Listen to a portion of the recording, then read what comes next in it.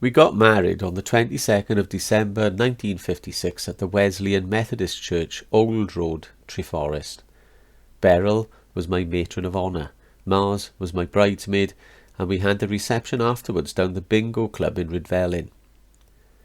The neighbours all worked hard to do the tables, and Auntie Mars paid for most of the wedding, buying the cake and loads of things to set us on our way, as my parents didn't have much money. In the night we went to the new inn, and it was packed out. My gran came too, and at the end of the night Ron, his father, and Uncle Ray took her over to the bus stop and gave her a few bottles of brown ale. She was thrilled to bits because she'd been to the wedding. After the pub, it was back up to Mam's house, and they set the gramophone player up outside somehow, and the neighbours were all out there singing and dancing. It went on until 3 a.m. or so, until people started to drift away.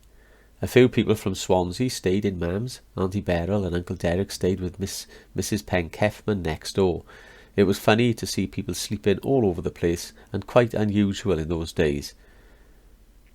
Ron and I went to bed after a great wedding day, and there was 2-year-old Cheryl in there waiting for me. Mam came in and said, "Come on, you can't sleep in here." But Cheryl wouldn't have it. "No," she said, "I want to sleep with Jean. I always sleep with Jean." In the end, Mam had to drag her out of my bed into the other room.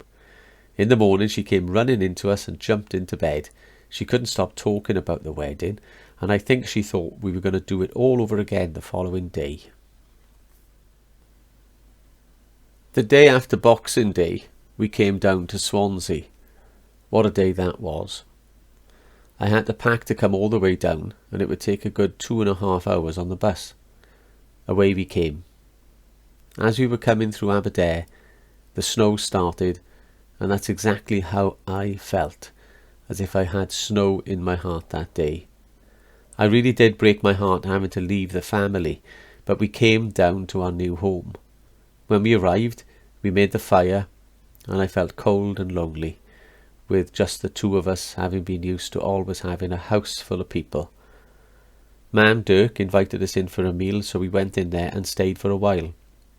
It was exciting, as I'd always lived at home, and I was thinking about when we were going to have visitors. I wanted people to come and see us straight away. Ron went back to work the day after, and I cooked him a dinner. While we had lots of presents like bedding and towels, we didn't have any cutlery, so Mam lent us 2 forks, 2 knives and 2 spoons. I was really upset, and remember saying that if I was in Rydfelyn, I would have had cutlery and my mother would have made the dinner. On the 4th of August 1958 we had our first child. Paul was born at Mount Pleasant Hospital, and he was tiny, weighing only 5 pounds 8 ounces. When I was pregnant we had a photo around the back of the house, and on the back of it Dad wrote a poem. To Jean, I love you more than anything in all this world today, and now we have a little boy, I feel like jumping heaven's way. Our love is tied not with a string, but with a sheaf of gold. Its bond will never weaken, and neither will it mould.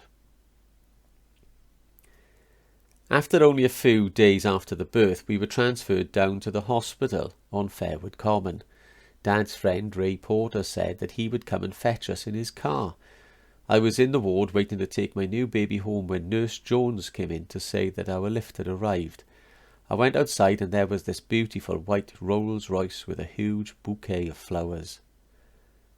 For a few seconds I couldn't believe my eyes until the girl opposite me said that it was her husband, and off she went. We were all waving to her as they drove off when this black car came down the road, turned into the drive and came towards us. Nurse Jones said that this car was for me, and I got ready to go. She took Paul from me. All the time he was in hospital they kept him in a tiny kitchen room where it was warm as he was so small.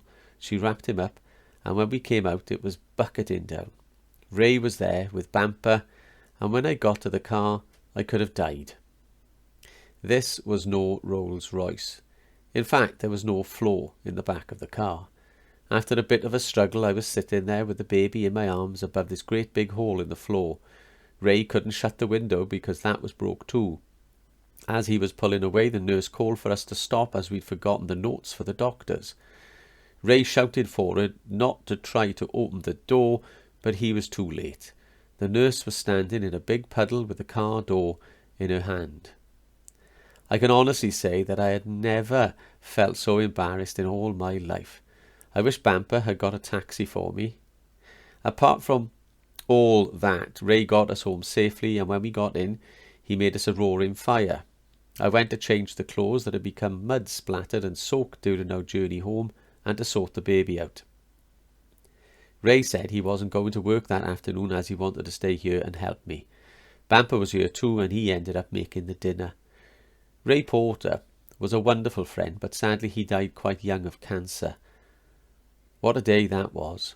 The times we've looked back on this and laughed. Paul was an excellent baby and would settle for the night without waking at all. I still think he's the same now. We used to travel up to Rydfelin about every 6 weeks or so with Uncle Ray driving us up. A bit later Uncle Jeff would take us because Bamper never drove and had no interest in having a car.